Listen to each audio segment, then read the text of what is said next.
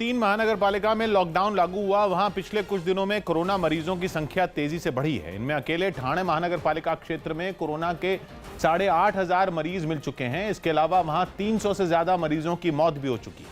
इसी तरह कल्याण डोंबिवली महानगर पालिका क्षेत्र में 5,000 और मीरा भाईंदर महानगर पालिका क्षेत्र में 3,000 से ज्यादा कोरोना के मरीज मिल चुके हैं, जिसे देखते हुए इन तीनों महानगर पालिकाओं में 12 जुलाई तक सख्त लॉकडाउन लागू कर दिया गया।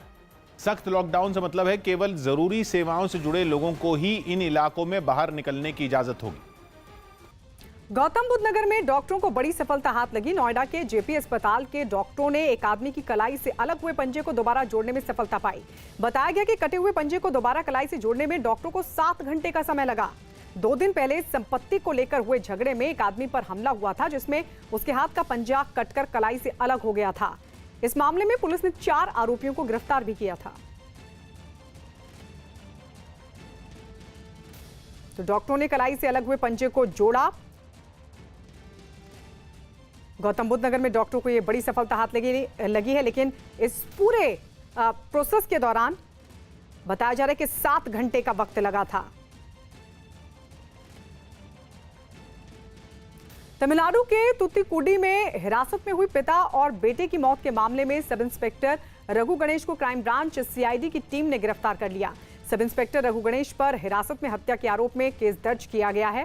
गिरफ्तारी की खबर फैलते ही आसपास के गांव के लोगों ने इसका जश्न मनाना शुरू कर दिया। लोगों ने पटाखे चलाकर सब इंस्पेक्टर रघु गणेश की गिरफ्तारी की खुशी मनाई। इससे पहले जिले के पुलिस अधीक्षक को उनके पद से हटा दिया गया था। वहीं इस मामले में मजिस्ट्रियल जांच भी चल रही है। आपको ये भी बता दें कि पिता और बेटे को लॉकडाउन में तय समय से ज्यादा देर तक दुकान खुली रखने के मामले में हिरासत में लिया गया था, जिसके बाद उनकी हिरासत में मौत हो गई थी। आरोप है कि दोनों को रात भर बुरी तरह पीटा गया था।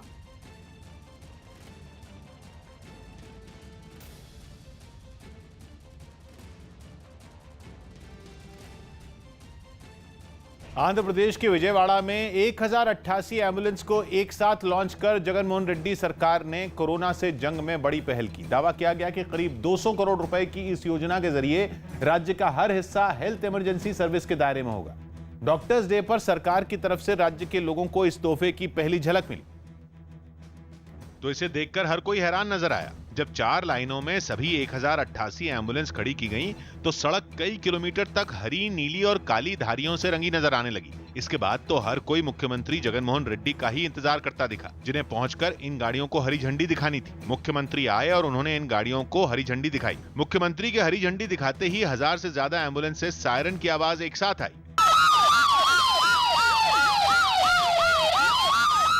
और फिर जब ये गाड़ियां आहिस्ता आहिस्ता आगे बढ़ीं, तो वहां मौजूद लोगों को जबरदस्त नजारा देखने को मिला। कुछ दूरी तय करने के बाद आंध्र प्रदेश की लाइफलाइन माने जाने वाली इन गाड़ियों ने रफ्तार पकड़ी और राज्य के हर मंडल की तरफ निकल पड़ी। इस लम्हे को देखकर खुद मुख्यमंत्री जगनमोहन रेड्डी भी बेहद खुश नजर आए। बताया गया कि सभी एम्बुलेंस में ऑक्सीजन और वेंटिलेटर के साथ ही लाइफ सपोर्ट सिस्टम की तमाम सुविधाएं हैं, जिनमें 26 में खास तौर पर नवजात बच्चों की जान बचाने के हर उपकरण लगे हैं।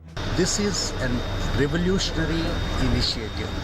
Under this, every mandal will have one mobile health unit. Maharashtra में सरकारी दफ्तरों में मराठी भाषा को पूरी तरीके से लागू करवाने के लिए राज्य सरकार ने एक नया आदेश जारी किया, जिसमें सभी कर्मचारियों को कामकाज के लिए मराठी भाषा इस्तेमाल करने के लिए कहा गया। आदेश नहीं मानने पर कर्मचारियों को कार्रवाई की भी चेतावनी दी गई। देखिए, ये नियम तो पहले से ही था, उसको फिर से रिफ्रेश किया गया है। और क्योंकि ये महाराष्ट्र है तो मराठी में अगर इसका कारोबार होता है तो कोई दिक्कत की बात नहीं है, अच्छी बात है। तो मुझे लगता नहीं कि इसको कोई ज़्यादा तूल देने की ज़रूरत है। महाराष्ट्र है, मराठी भाषा में ही कामकाज होना चाहिए। मुंबई के सबसे मशहूर लालबाग के राजा की मूर्ति इस साल स्थापित नहीं की जाएगी। शहर में कोरोना के बढ़ते मरीजों की संख्या को देखते हुए लालबाग गणेश मंडल ने यह फैसला लिया, क्योंकि आयोजकों को इस बात का डर था कि गणेश उत्सव के दौरान सोशल डिस्टेंसिंग का पालन नहीं होगा, जिससे शहर में कोरोना मरीजों की संख्या और बढ़ सकती है। यही वजह रही कि आयोजकों ने लालबाग के राजा की मूर्ति स्थापित नहीं करने का फैसला लिया और इसकी जगह गणेश उत्सव के दौरान 10 दिन तक ब्लड और प्लाज्मा डोनेशन कैंप लगाने का फैसला किया। लालबाग के राजा की स्थापना 1934 में हुई थी और तब से लेकर यहां हर साल गणेश उत्सव धूमधाम से मनाया जाता है। मतलब यह कि 86 साल बाद ऐसा पहली बार होगा जब लालबाग के राजा की मूर्ति स्थापित नहीं की जाएगी। मध्य प्रदेश के उज्जैन में एक सब्जी मंडी में भीषण आग लग गई, जिसमें 20 से ज्यादा दुकानें जल गईं। बताया गया कि एक दुकान में शॉर्ट सर्किट की वजह से यह आग लगी थी, जिसके बाद आग ने धीरे धीरे सब्जी मंडी की दूसरी दुकानों को भी अपनी चपेट में ले लिया और इस भयानक आग में 20 से ज्यादा दुकानें जल गईं। वहीं आग लगने की खबर मिलते ही लोग इकट्ठा हो गए। पानी फेंककर आग बुझाने की कोशिश भी हुई, लेकिन आग पर इसका कोई असर नहीं हुआ। जानकारी मिलने के बाद दमकल की 4 गाड़ियां मौके पर पहुंची और घंटों की मेहनत के बाद इस आग को बुझाया जा सका। हालांकि आग बुझने तक दुकानें जलकर राख हो चुकी थीं। बताया गया कि इस आग में लाखों का सामान जल गया।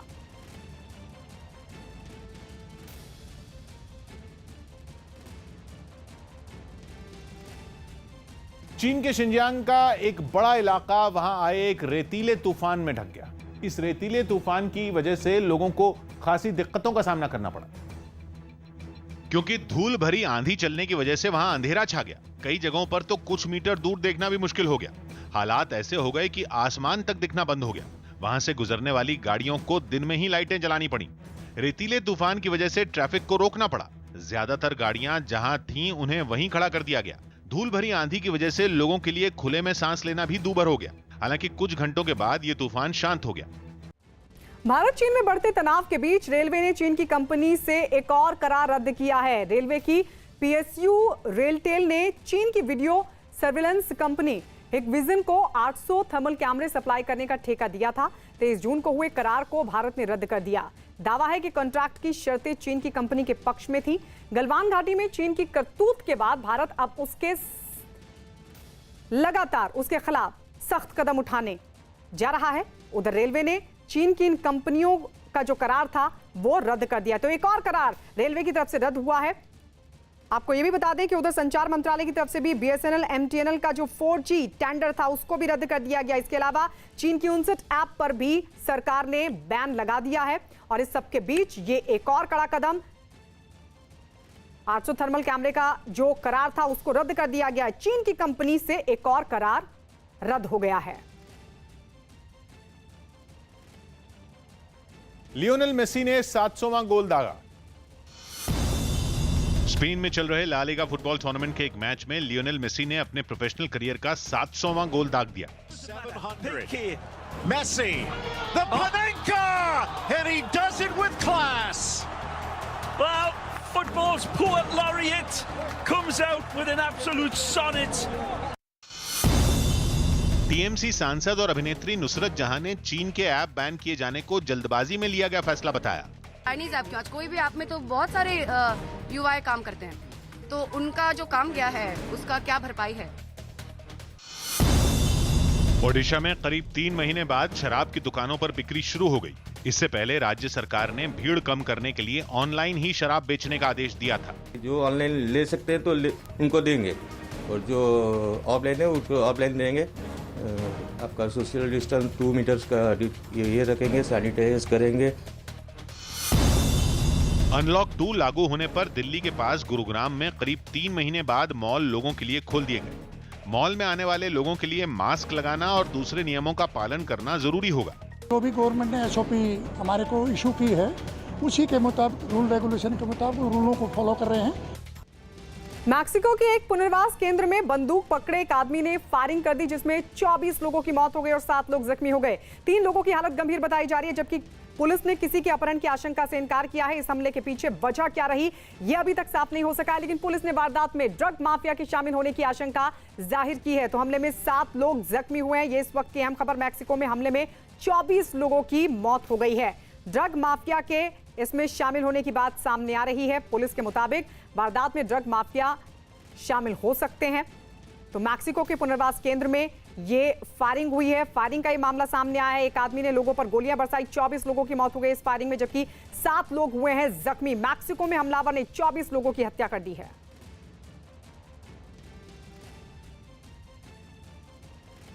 मध्य प्रदेश में आज सुबह 11 बजे शिवराज मंत्रिमंडल का विस्तार होगा। इसमें ज्योतिरादित्य सिंधिया के समर्थकों का मंत्री बनना तय माना जा रहा है। शिवराज सरकार के मंत्रिमंडल विस्तार में 27 नए चेहरों को जगह मिल सकती है। बताया जा रहा है कि ज्योतिरादित्य सिंधिया के 10 समर्थकों को मंत्री बनाया जा सकता है। बीजेपी के संभावित नामों में यशोधरा राजे सिंधिया, मोहन यादव, भूपेंद्र सिंह, विश्वास सारंग, गोपाल भार्गव समेत कई और चेहरों को मंत्री बनाया जा सकता है। वहीं सिंधिया के समर्थकों में महेंद्र सिंह सिसोदिया, इमरती देवी, प्रद्युम्न सिंह तोमर, प्रभुराम चौधरी समेत 10 लोगों को मंत्रिमंडल में जगह दी जा सकती है। मध्य प्रदेश विधानसभा में कुल 230 सदस्य हैं और इस लिहाज से ज्यादा 35 विधायक मंत्री बनाए जा सकते हैं। इस वक्त मुख्यमंत्री शिवराज समेत कुल 6 सदस्य मंत्रिमंडल में हैं, यानी 29 मंत्रियों की जगह अभी खाली है जिनको भरा जाना है। तो आज मंत्रिमंडल विस्तार होने जा रहा है शिवराज सरकार का। और आइए कौन कौन से वो संभावित चेहरे हैं जिनको मंत्रिमंडल में जगह मिल सकती है। यशोधरा राजे इसमें शामिल हैं, भूपेंद्र सिंह को भी शामिल किया जा सकता है कैबिनेट में, विश्वास सारंग कैबिनेट मंत्री बन सकते हैं, विजय शाह भी सरकार में हो सकते हैं शामिल। इसके अलावा अरविंद भदौरिया भी इस लिस्ट में शुमार बताए जा रहे हैं। रमेश मेंदोला को भी मिल सकती है कैबिनेट में जगह, उषा ठाकुर को भी शामिल किया जा सकता है, मंत्री बनाया जा सकता है। तो वहीं विष्णु खत्री भी किए जा सकते हैं शामिल। यशपाल सिसोदिया का भी नाम इसमें सामने आ रहा है। मनोज हमारे सहयोगी जुड़ गए हैं इस वक्त ज्यादा जानकारी के साथ। मनोज, विस्तार से बताएं, अभी जो मौजूदा संख्या है सदस्यों की विधानसभा में, उसके आधार पर मैक्सिमम कितने मंत्री बन सकते हैं और कितने हैं मंत्री फिलहाल, कितनों को बनाया जाना है, इनमें पुराने कितने और नए कितने? अभी तो मध्य प्रदेश में मुख्यमंत्री शिवराज सिंह चौहान, उनके साथ में सिर्फ 5 मंत्री बनने थे, मतलब एक प्रॉपर कैबिनेट कहते हैं। वो भी 100 दिन बीतने के बाद भी बीजेपी यहाँ पर मध्य प्रदेश में नहीं बना पाई थी। तो अब जो कैबिनेट है उसमें 35 मंत्री हो सकते हैं, और अगर अभी हम 5 मंत्री और मुख्यमंत्री को मिलाकर 6 लोगों को अगर गिने तो जाहिर तौर पर 29 मंत्री और जोड़ सकते हैं, जिनमें से 27 आज बताया जा रहा है कि 27 मंत्री आज के मंत्रिमंडल के विस्तार में शपथ लेंगे। जो बड़ी बात निकल कर सामने आ रही है वो ये दिख रही है कि किस तरह से केंद्रीय नेतृत्व है बीजेपी का, उसने मुख्यमंत्री की पसंद के तौर पर शिवराज सिंह चौहान को दोबारा मुख्यमंत्री चुना। लेकिन जो मंत्री बन रहे हैं, जिनके नाम सामने आ रहे हैं, उसमें ज्यादातर कुछ नाम ऐसे थे जैसे रामपाल सिंह का नाम था, राजेंद्र शुक्ला का नाम था। ये पुरानी कैबिनेट के बड़े कद्दावर नाम थे और शिवराज सिंह चौहान के बड़े करीबी माने जाते थे उनके 15 साल के शासन में। उनको इस बार जगह नहीं मिली, यानी कुछ पुराने बड़े चेहरों को, गौरीशंकर बेसिन एक और नाम है, तो ऐसे बड़े चेहरों को ड्रॉप किया गया है, उनकी जगह कुछ नए चेहरों को जगह मिली है। और पार्टी के सामने सबसे बड़ी जो तरजीह पार्टी दे रही है वो दे रही है उपचुनाव को, कि आने वाले उपचुनाव में उन्हें उपचुनाव जीतना है। तो मिसाल के तौर पर सागर दिल्ली में ये एक सीट पर उपचुनाव होना है, तो एक ही जिले से नौबत ये आ रही है कि 3 मंत्री बन रहे हैं। एक मंत्री गोविंद राजपूत पहले से बने हुए हैं, उसके अलावा उसी जिले से आज 2 और मंत्री बनाने की बात, भूपेंद्र सिंह और गोपाल भार्गव को मंत्री बनाने की बात हो रही है। यानी कुल मिलाकर उपचुनावों के मद्देनजर ये समीकरण बिठाने की कोशिश की गई है। तो आज सुबह 11 बजे शिवराज कैबिनेट का विस्तार होगा। मध्य प्रदेश के पूर्व सीएम कमलनाथ ने शिवराज सरकार के मंत्रिमंडल विस्तार में हुई देरी पर सवाल उठाए और इसे मध्य प्रदेश की जनता के साथ खिलवाड़ बताया। देश के इतिहास में इतने समय बाद मंत्रिमंडल बनने जा रहा है, इसके क्या कारण थे और मंत्रिमंडल बनाने का क्या परिणाम होगा, मध्य प्रदेश के भविष्य के साथ किस प्रकार का खिलवाड़ होगा, ये आगे आने वाला समय बताएगा। दिल्ली के बंगला साहिब गुरुद्वारे को सैनिटाइज करने के लिए एक ऐसे सैनिटाइजर का इस्तेमाल किया जा रहा है जिससे दावा है कि अगले 6 महीने तक गुरुद्वारे को सैनिटाइज करने की जरूरत नहीं पड़ेगी। एआई शील्ड नाम की एक कंपनी गुरुद्वारे को सैनिटाइज करने के लिए मुफ्त में अपनी ये सेवा दे रही है, जिसका दावा है कि अगर उसकी तकनीक के जरिए चीजों को सैनिटाइज किया जाए तो अगले 6 महीने तक सैनिटाइज करने के झंझट से छुट्टी मिल जाएगी। लोग इस खास सैनिटाइजर से भरी हरे रंग की मशीन से बंगला साहिब गुरुद्वारे के चप्पे चप्पे को सैनिटाइज करते नजर आए। रेलिंग, दीवारें, यहां तक कि वॉशरूम को भी सैनिटाइज किया गया। कंपनी के बिजनेस डायरेक्टर ने बताया कि ये कोई आम सैनिटाइजर नहीं है, ये चीजों की सतहों पर एक कोटिंग बना देता है जो जानलेवा कीटाणुओं से बचाने के लिए सुरक्षा कवच का काम करती है। किसी भी तरह के bacteria, virus, pathogen, mould, fungi, जो भी छोटे छोटे माइक्रो ऑर्गेनिजम्स होते हैं उनको एकदम से न्यूट्रलाइज कर देती है। बताया गया कि ये सैनिटाइजर दरवाजों के हैंडल, मोबाइल फोन और घरों में इस्तेमाल होने वाली कई चीजें सैनिटाइज कर सकता है। सांसदों और मंत्रियों की मांग पर रेलवे जल्द करीब 45 जोड़ी यानी कि 90 नई स्पेशल ट्रेनें शुरू कर सकता है। बताया जा रहा है कि मंजूरी के लिए गृह मंत्रालय को ट्रेनों की लिस्ट भेज दी गई है। इन ट्रेनों में 120 दिन आगे तक की यात्रा के लिए टिकटें बुक हो सकेंगी और साथ ही ट्रेनों में तत्काल कोटे में भी कुछ सीटें रखी जाएंगी, यानी इन स्पेशल ट्रेनों में तत्काल बुकिंग की सुविधा भी मौजूद होगी। इन स्पेशल ट्रेनों में सफर करने के लिए भी रेलवे की तरफ से कोरोना से बचाव के लिए जारी दिशा निर्देशों का पालन करना पड़ेगा।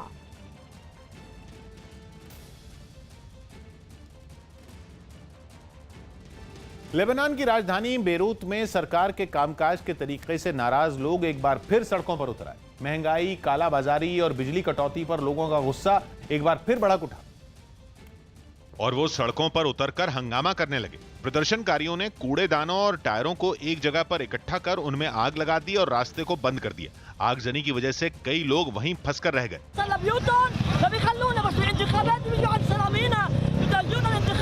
सरकार की नीतियों और कार्रवाई से नाराज लोग एक कोर्ट के बाहर जमा होकर नारेबाजी करते दिखाई दिए।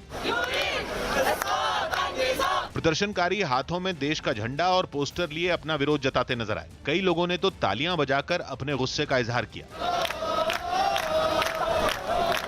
लोग कोर्ट के अंदर न घुस सके, इसके लिए वहां पर पहले ही बड़ी संख्या में पुलिस वालों को तैनात कर दिया गया। नाराज लोगों ने पहले हुए प्रदर्शनों के दौरान गिरफ्तार किए गए लोगों को भी छोड़ने की मांग की।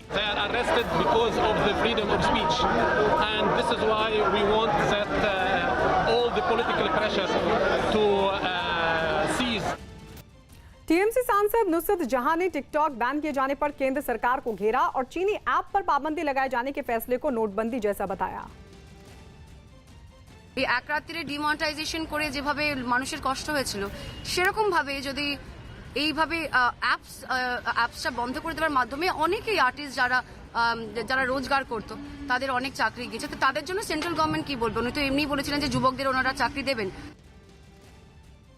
पाकिस्तान लद्दाख में भारत और चीन के बीच जारी तनाव का फायदा उठाने की कोशिश में जुट गया है। खबरें हैं कि पाकिस्तान की खुफिया एजेंसी आईएसआई ने चीन की खुफिया एजेंसी एमएसएस और आतंकी संगठन अल बद्र के बीच एक गुप्त बैठक कराई। कहा जा रहा है कि इस बैठक का मकसद कश्मीर में हथियारों की सप्लाई और टेरर फंडिंग को बढ़ावा देना हो सकता है, जिसके लिए आतंक परस्त पाकिस्तान ने ऐसा वक्त चुना है जब भारत और चीन के बीच लद्दाख में सीमा पर तनाव बना हुआ। थाईलैंड के पटाया में एक इमारत में भीषण आग लग गई। यह हादसा एक पार्क में हुआ जो पर्यटन के लिए काफी मशहूर है। जहां की एक इमारत अचानक आग की तेज लपटों में घिरी नजर आई। उसकी ऊपरी मंजिल से धुएं का गुब्बार उठता दिखाई दिया। लोगों ने तुरंत इसकी खबर दमकल विभाग को दी, जिसके बाद दमकल की कई गाड़ियां वहां आग बुझाने के लिए पहुंच गईं। इमारत के अंदर आग इस कदर फैल चुकी थी कि दमकल कर्मी उसके अंदर नहीं पहुंच सके। वो बाहर से ही पानी की बौछार कर आग बुझाने में जुट गए। इस काम में हाइड्रोलिक क्रेन की भी मदद ली गई, जिस पर चढ़कर दमकल विभाग के लोग आग बुझाते हुए दिखाई दिए। करीब 4 घंटे की कड़ी मेहनत के बाद आग को बुझाया जा सका, लेकिन तब तक इमारत जलकर राख हो चुकी थी। बताया गया कि कोई भी आदमी इस आग की चपेट में नहीं आया। राजस्थान के जैसलमेर में पाकिस्तान से आ रही लाखों की संख्या में टिड्डियों को खत्म करने के लिए ड्रोन का इस्तेमाल शुरू कर दिया गया, ताकि आसमान से केमिकल का छिड़काव कर टिड्डियों के हमलों को रोका जा सके। राज्य के कई जिलों में टिड्डियों के हमले लगातार बढ़ रहे हैं, जिसे देखते हुए टिड्डियों को खत्म करने के लिए पाकिस्तान सीमा से लगे जैसलमेर के एक इलाके में ड्रोन के जरिए आसमान से दवा का छिड़काव किया गया। इससे पहले कुछ लोग ड्रोन में टिड्डी दलों पर छिड़काव के लिए केमिकल डालते दिखे। इसके बाद ड्रोन आसमान से पूरे इलाके में केमिकल का स्प्रे करता दिखाई दिया। पेड़ों और झाड़ियों के ऊपर बैठी टिड्डियों पर भी ड्रोन से दवा का छिड़काव किया गया। असर ये हुआ कि थोड़ी ही देर में टिड्डियों के खत्म होने का सिलसिला शुरू हो गया। हमारा केवल एकमात्र उद्देश्य यही है कि टिड्डी बिल्कुल बचे नहीं और यहाँ से बच के दूसरी स्टेट में या दूसरे जिलों में भी ना जाए। ड्रोन के अलावा गाड़ियों पर लगी स्प्रे करने वाली मशीन से भी कृषि विभाग के कर्मचारियों ने टिड्डियों पर केमिकल का छिड़काव किया, जिसके बाद लाखों की संख्या में टिड्डियां भागती दिखाई दी। इस दौरान वहां कृषि विभाग के कुछ अधिकारी भी दिखे, जो कर्मचारियों को पूरे इलाके से टिड्डियों को खत्म करने का निर्देश देते नजर आए। कोरोना महामारी में ईरान में फंसे 687 भारतीय तमिलनाडु पहुंचे। केंद्र सरकार की ओर से चलाए जा रहे ऑपरेशन समुद्र सेतु के तहत इन सभी भारतीयों को वतन लाया गया और इन लोगों को लेकर नौसेना का जहाज आईएनएस जलाश्व तुतुकोडी बंदरगाह पहुंचा, जिसके बाद लोग अपने सामान के साथ बंदरगाह पर उतरते दिखाई दिए। इस दौरान सभी लोगों ने अपने मुंह पर मास्क पहना हुआ था और साथ ही एक दूसरे से जरूरी दूरी भी बनाए रखी। कोरोना महामारी में फंसे सभी 687 लोग 25 जून को ईरान से चले थे। सोशल मीडिया पर जिन वायरल वीडियो के आधार पर फिल्म कलाकार जावेद हैदर के सब्जी बेचने का दावा किया गया, वो दरअसल टिकटॉक पर मशहूर होने के लिए बनाए गए वीडियो थे।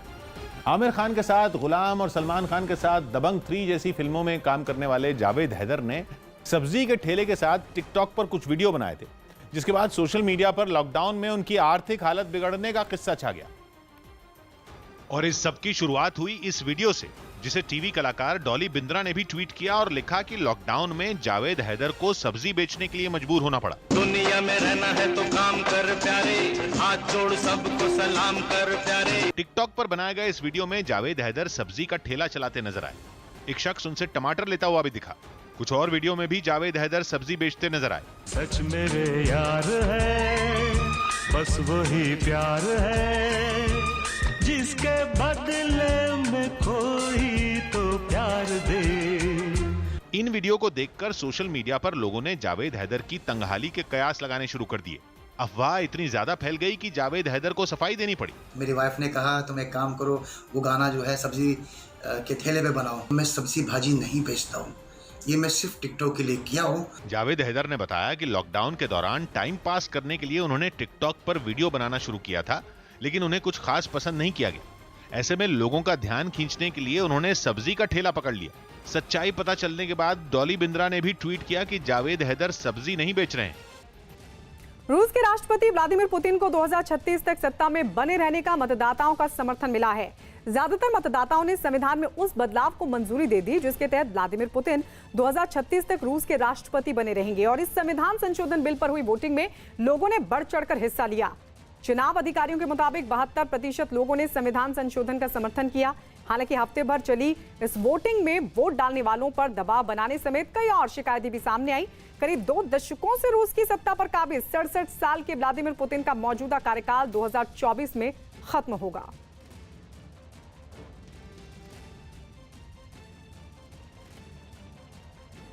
भारत के कड़े कदम से बौखलाए चीन में अब वीपीएन नाम के सर्वर पर निगरानी को सख्त कर दिया गया है। वीपीएन एक ऐसा प्राइवेट सर्वर है जिसकी मदद से चीन में बैन किए गए ऐप और चैनल देखे और इस्तेमाल किए जा सकते हैं, जिस पर अब चीन ने निगरानी कड़ी कर दी है ताकि वहां के लोग वीपीएन सर्वर का इस्तेमाल कर भारतीय चैनलों को नहीं देख सकें।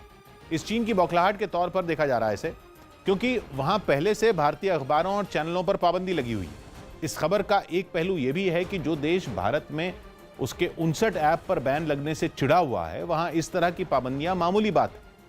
चीन में फेसबुक और ट्विटर जैसे सोशल मीडिया प्लेटफॉर्म पर भी प्रतिबंध है।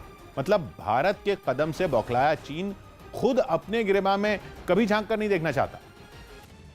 मध्य प्रदेश के इंदौर में थाने के अंदर 2 पक्षों के बीच मारपीट का एक वीडियो सामने आया, जिसके बाद थाना प्रभारी के खिलाफ कार्रवाई हुई।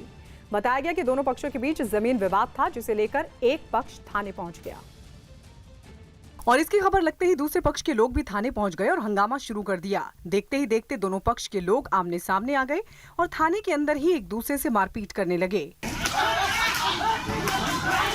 इस बीच वहां मौजूद पुलिस वाले बीच बचाव की कोशिश भी करते दिखे, लेकिन उन लोगों पर इसका कोई असर नहीं हुआ और वो पुलिस के सामने ही एक दूसरे पर लाठियां बरसाते रहे। इस हंगामे में करीब 6 लोग घायल हो गए। रूस के कैमचटका में जंगलों में लगी आग तेजी से फैलती जा रही है। भयंकर आग ने जंगल के एक बड़े हिस्से को अपनी चपेट में ले लिया और वो अब तेजी से रिहायशी इलाकों की ओर बढ़ रही है। खतरे को देखते हुए आग बुझाने के काम में प्रशासन ने पूरी ताकत झोंक दी। इस काम में हेलीकॉप्टरों को भी लगाया गया। सामने आई एक तस्वीर में एक हेलीकॉप्टर एक नदी से पानी भरकर ले जाता दिखाई दिया। इसके अलावा दमकल की गाड़ियां भी जंगल की ओर जाती नजर आईं। बीच जंगल में दमकल कर्मी आग पर पानी की बौछार करते दिखे। हालांकि लगातार कोशिशों के बाद भी जंगल से आग की लपटें उठती दिखाई दी और आग से निकलने वाला धुआं भी चारों तरफ फैला नजर आया। Нашего федерального резерва тушат лесные пожары и устраняют чрезвычайные ситуации.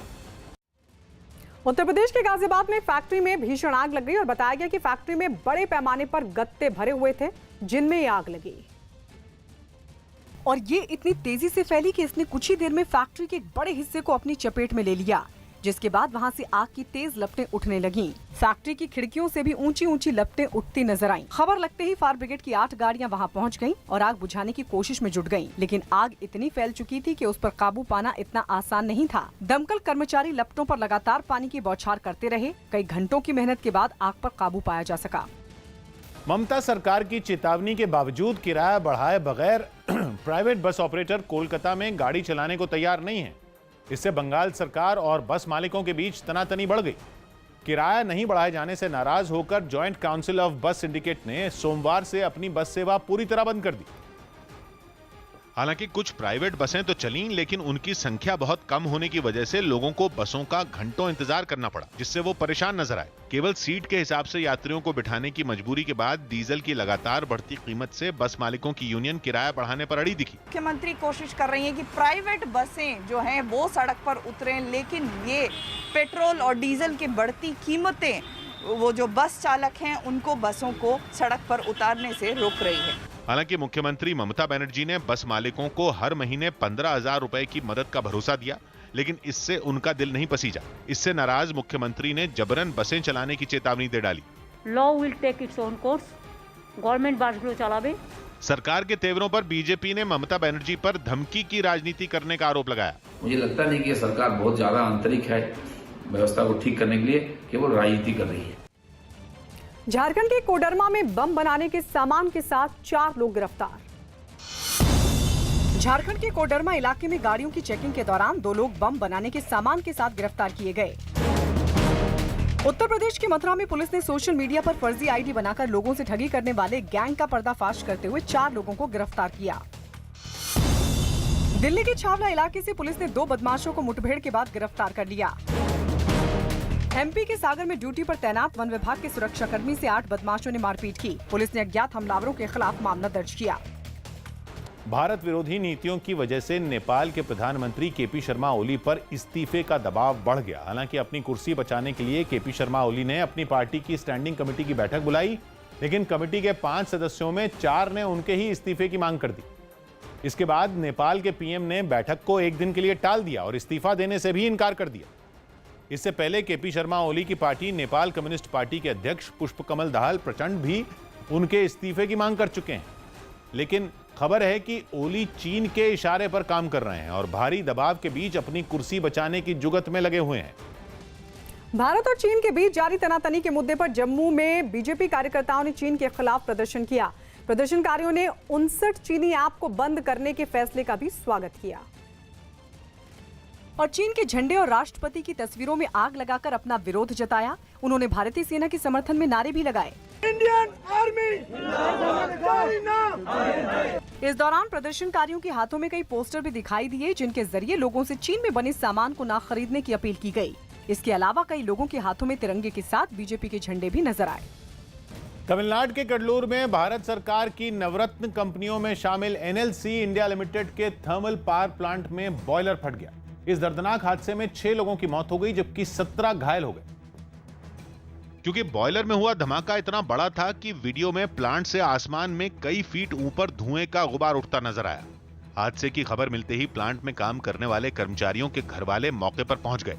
प्लांट के बाहर लोगों का जमावड़ा लग गया। पुलिस ने अंदर घुसने नहीं दिया तो लोग गेट पर पुलिस वालों से उलझ गए। महिलाएं तो सड़क पर बैठकर ही मातम मनाती दिखी। हादसे की वजह से प्लांट के अंदर भी अफरा तफरी का माहौल नजर आया। कर्मचारी काम छोड़कर प्लांट से निकलने लगे। वहीं घायलों को अस्पताल ले जाने के लिए एक एम्बुलेंस दौड़ती हुई प्लांट के अंदर दाखिल होती दिखी। गृह मंत्री अमित शाह ने भी ट्विटर पर हादसे पर दुख जताया। साथ ही उन्होंने राज्य सरकार की मदद करने का भरोसा भी दिया। कर्नाटक के बेंगलुरु में सोशल डिस्टेंसिंग का उल्लंघन कर कांग्रेस के विधायक जमीर अहमद की उनके समर्थकों ने पूजा की। बताया गया कि कार्यकर्ता पूजा के लिए वहां जमा हुए थे और सोशल डिस्टेंसिंग के नियमों को ताक पर रखकर कांग्रेस विधायक की पूजा करते हुए दिखाई दिए। कोरोना के खतरे की वजह से एक जगह पर ज्यादा लोगों के जुटने पर मनाही है, बावजूद इसके वहां सैकड़ों की भीड़ जुटी दिखाई दी। ये लोग विधायक को घेरकर उनके पैर धोते और पोंछते दिखे। इसके बाद इन लोगों ने मिलकर उन्हें फूलों का हार भी पहनाया। इस दौरान सभी लोग एक दूसरे से बेहद पास खड़े दिखाई दिए।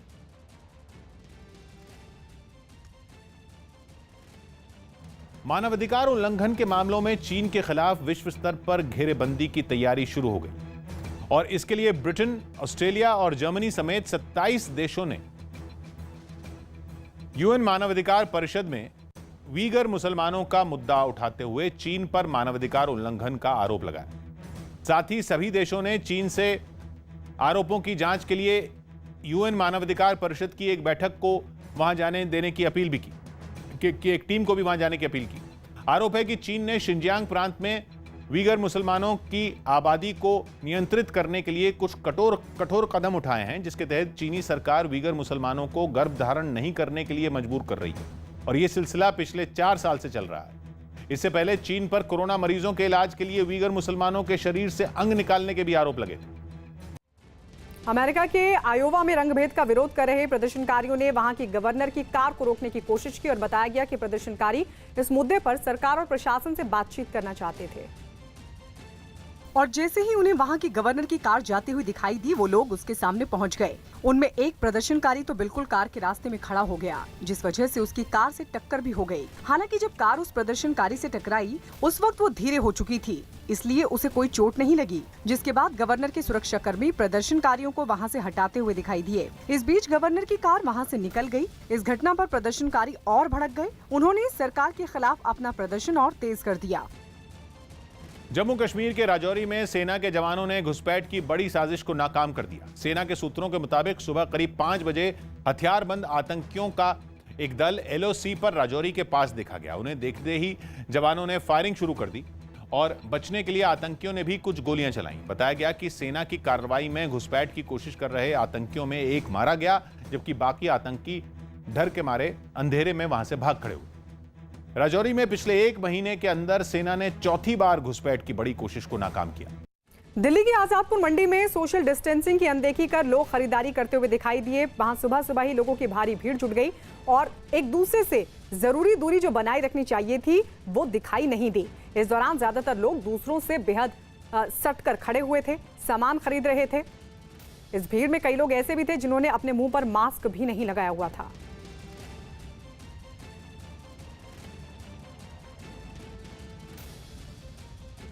राजस्थान के जयपुर में बीजेपी कार्यकर्ताओं ने चीन के सामान के खिलाफ जमकर प्रदर्शन किया, साथ ही चीन के सामान के बहिष्कार की अपील। गलवान में चीन की कायराना हरकत के बाद देश भर में चीन के खिलाफ गुस्सा थमने का नाम नहीं ले रहा। यही वजह रही कि नाराज बीजेपी कार्यकर्ताओं ने चीन के राष्ट्रपति शी जिनपिंग का पुतला फूंका और जमकर प्रदर्शन किया। उनके गुस्से का अंदाजा इस बात से लगाया जा सकता है कि इस प्रदर्शन के दौरान शी जिनपिंग के पुतले पर पोस्टर चिपकाकर गले में चीन में बने मोबाइलों की माला लटकाई गई। बीजेपी विधायक की अगुवाई में हुए इस प्रदर्शन में कार्यकर्ताओं ने हाथों में पोस्टर ले रखे थे, जिन पर चीन के खिलाफ नारों के साथ पीएम मोदी की लोकल फॉर वोकल की अपील भी लिखी हुई थी। इतना ही नहीं, बीजेपी कार्यकर्ताओं ने चीन के राष्ट्रपति शी जिनपिंग के खिलाफ जमकर नारेबाजी भी की। साथ ही पार्टी के कार्यकर्ताओं ने लोगों से चीन में बने सामान का बहिष्कार करने की अपील की। अमेरिका में कोरोना का कहर लगातार जारी है। पिछले 24 घंटों की अगर बात करें तो 52,000 नए मरीज सामने आए हैं। ये अमेरिका में एक दिन में मिलने वाले मरीजों की सबसे बड़ी संख्या है। अब तक अमेरिका में कोरोना से 1,28,000 से ज्यादा मौत हो चुकी हैं। तो जहां सबसे खराब हालात हैं दुनिया भर के, उन देशों में अमेरिका पहले पायदान पर बना हुआ है। और इस सब के बीच एक दिन में सामने आने वाले मामले चौंकाने वाले हैं। जो संख्या है वो चौंकाने वाली, क्योंकि 24 घंटे में 52,000 नए कोरोना पॉजिटिव मामले सामने आए हैं। अमेरिका का ये एक दिन का आंकड़ा है और बताया जा रहा है कि ये अब तक का एक दिन में सबसे बड़ा आंकड़ा है। तेल की बढ़ी कीमतों के खिलाफ दिल्ली में सड़कों पर उतरे आम आदमी पार्टी के कार्यकर्ताओं ने कोरोना से बचाव के लिए जरूरी नियमों का पालन नहीं किया। आम आदमी पार्टी की तरफ से दीनदयाल उपाध्याय मार्ग पर बीजेपी के दफ्तर तक मार्च निकालने की कोशिश की गई और प्रदर्शनकारी एक दूसरे से जरूरी दूरी बनाकर भी खड़े नहीं हुए। सोशल डिस्टेंसिंग का कहीं कोई पालन करता हुआ नजर नहीं आ रहा है। ऐसे में लगातार अनाउंसमेंट्स की जा रही है कि जो लोग यहाँ आए हैं वो सोशल डिस्टेंसिंग का पालन करें। तेल की बढ़ी कीमतों के खिलाफ निकाले गए इस मार्च में कुछ कार्यकर्ता तो ऐसे भी दिखे जिन्होंने खाना पूर्ति के लिए ही मास्क पहने थे। मतलब उनके पास मास्क तो थे, लेकिन ये मास्क चेहरों पर नहीं, उनकी गर्दन पर लटके नजर आए। बीजेपी दफ्तर पहुंचने से पहले प्रदर्शनकारियों को वहां लगाए गए बैरिकेड पर रोक लिया गया। इस दौरान कोरोना के खतरे के बावजूद कार्यकर्ता एक दूसरे पर गिरते हुए सड़क पर धरने पर बैठ गए। नियमों की अनदेखी को देखते हुए पुलिस ने कई प्रदर्शनकारियों को हिरासत में ले लिया। लगातार ये अनाउंसमेंट्स भी हो रही है कि किसी भी तरीके का धरना प्रदर्शन अभी अलाउड नहीं है, जिस वजह से इन तमाम लोगों को यहाँ से डिटेन करके ले जाया गया है। उत्तर प्रदेश के गाजियाबाद में इंदिरापुरम के दिल्ली पब्लिक स्कूल में टीचरों और कर्मचारियों को निकाले जाने का जो मामला है और वेतन में कटौती के मामले की मजिस्ट्रेट की जांच के आदेश हुए हैं। स्कूल प्रशासन ने 50 से ज्यादा टीचर और कर्मचारियों को नौकरी से निकाल दिया और इसी मामले को लेकर कई टीचर और कर्मचारी डीएम दफ्तर के बाहर पहुंच गए। इन लोगों ने डीएम से लेकर मुख्यमंत्री तक से इंसाफ दिलाने की गुहार की। टीचरों ने दावा किया कि स्कूल ने काम नहीं करने के आरोप में इन लोगों को नौकरी से निकाल दिया, जबकि स्कूल प्रशासन ने अपने फैसले को सही ठहराते हुए निकाले गए सभी टीचरों को गैर जिम्मेदार बताया। डीपीएस स्कूल इंदिरापुरम से 50 से ज्यादा कर्मचारियों को बाहर निकालने का मामला जब तूल पकड़ने लगा तो स्कूल प्रशासन ने सभी पेरेंट्स को एक सर्कुलर जारी किया, जिसे 30 जून को जारी किया गया है। और उसमें स्कूल प्रशासन ने यह माना है कि उन्होंने 50 से ज्यादा लोगों को निकाला है। वहीं इस मामले की तूल पकड़ने के बाद प्रशासन की तरफ से जांच के आदेश दिए गए और 5 दिन में मांगी गई है रिपोर्ट। ज्वाइंट जांच दी है इसमें बीएसए साहब और डीआईएस दोनों को, तो इनकी जांच के लिए टाइम दिया जाएगा, कम से कम 1 दिन का टाइम देकर परसों इसकी सुनवाई करेंगे दोनों की। चीन से चल रही तनातनी के बीच कुछ हैरान करने वाले आंकड़े सामने आए हैं, जिनसे साफ होता है कि चीन से कारोबारी रिश्ते तोड़ने के बाद भी भारत की अर्थव्यवस्था पर कुछ ज्यादा फर्क नहीं पड़ने वाला, क्योंकि आंकड़े बताते हैं कि भारत में फॉरेन डायरेक्ट इन्वेस्टमेंट यानी विदेशी कंपनियों की तरफ से भारत में किए जाने वाले कुल निवेश का केवल आधा प्रतिशत यानी 1% से भी कम हिस्सा चीन से आता है। भारत में जिन देशों से एफडीआई के तौर पर निवेश आता है उनमें चीन 18वें नंबर पर है। एक अहम जानकारी यह भी सामने आई कि 20 अप्रैल से ही भारत सरकार ने चीन से आने वाले एफडीआई पर काफी हद तक रोक लगा दी और सख्ती का आलम यह था कि बिना सरकार की इजाजत के चीन की भी किसी भी कंपनी के छोटे से छोटे निवेश पर रोक लगा दी गई थी। इसीलिए माना यह जा रहा है कि चीन के खिलाफ आर्थिक मोर्चे पर कड़े फैसलों से भारत को कोई खास फर्क नहीं पड़ने वाला।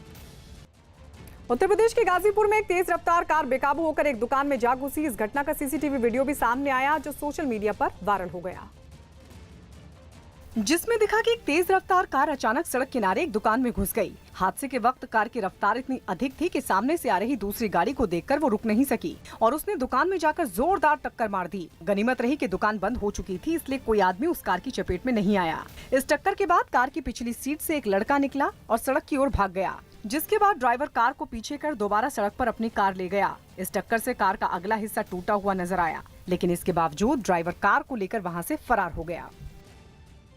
तेल की बढ़ी कीमतों के खिलाफ आम आदमी पार्टी ने दिल्ली में बड़े पैमाने पर विरोध प्रदर्शन और मार्च निकालकर केंद्र सरकार का विरोध जताया। ये प्रदर्शन ऐसे वक्त में हुए जब बीजेपी राजधानी में पेट्रोल डीजल के बढ़े दामों के लिए दिल्ली की आम आदमी पार्टी सरकार को जिम्मेदार बता रही है। मतलब दिल्ली में तेल की बढ़ी कीमतों पर सियासी घमासान जारी है, क्योंकि दोनों पार्टियां इस पर एक दूसरे को घेर रही हैं। आम आदमी पार्टी ने इस पर दिल्ली में कई जगहों पर प्रदर्शन किए। मंगोलपुरी में तो एक स्कूटर की सांकेतिक रूप से अर्थी तैयार की गई और प्रदर्शनकारी इस अर्थी को अपने कंधों पर लेकर तेल की बढ़ी कीमतों का विरोध जताते नजर आए। बीजेपी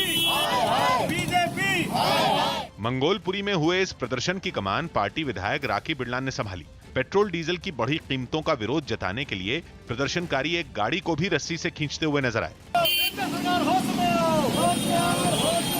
आम आदमी पार्टी ने तेल के बढ़े दामों के लिए केंद्र सरकार को जिम्मेदार बताया। मतलब पार्टी का कहना है कि इसके लिए दिल्ली सरकार बिल्कुल भी जिम्मेदार नहीं है। कोरोना महामारी के दौरान जो आर्थिक तौर से लोगों की कमर टूटी है, उस पर ये एक और जो है मार केंद्र सरकार की हम लोग इसे कहेंगे। और तेल की बढ़ी कीमतों पर बीजेपी और आम आदमी पार्टी में सियासी घमासान जारी है और दोनों पार्टियां इसके लिए एक दूसरे को जिम्मेदार बता रही हैं। बीजेपी इस मुद्दे पर दिल्ली सरकार को इसलिए घेर रही है क्योंकि केजरीवाल सरकार ने 6 मई को पेट्रोल डीजल पर वैट बढ़ा दिया था। सरकार की तरफ से डीजल पर वैट 17% से बढ़ाकर 30% कर दिया गया था, जबकि पेट्रोल पर भी वैट को 27% से बढ़ाकर 30% करने का फैसला लिया गया। बीजेपी की दलील है कि डीजल पर वैट बढ़ने से ही दिल्ली में पहली बार डीजल पेट्रोल से महंगा हो गया, लेकिन आम आदमी पार्टी इसके लिए केंद्र सरकार को जिम्मेदार बता रही है, क्योंकि तेल कंपनियां पिछले 1 महीने में कई बार पेट्रोल डीजल की कीमतों में इजाफा कर चुकी। पिछले 24 घंटों में महाराष्ट्र में कोरोना के 5,500 से ज्यादा नए मरीज मिले हैं, जिसके बाद वहां मरीजों की जो कुल संख्या है वो 1,80,000 को पार कर गई है। वहीं एक दिन में महाराष्ट्र में कोरोना की वजह से 158 लोगों की मौत हो चुकी है। महाराष्ट्र में कोरोना से मरने वालों का आंकड़ा 8,058 तक जा पहुंचा है। तो वहीं पूरे महाराष्ट्र में कुल 4,938 पुलिस वाले कोरोना पॉजिटिव हैं, जबकि 60 पुलिस वालों की मौत हो चुकी है। इस बीच बीएमसी ने अपने सभी कर्मचारियों और अधिकारियों के लिए 100% उपस्थिति अनिवार्य कर दी और साथ ही 6 जुलाई से बायोमेट्रिक अटेंडेंस भी शुरू करने का आदेश जारी किया है। उधर नागपुर की सेंट्रल जेल में 44 कैदी कोरोना पॉजिटिव पाए गए हैं।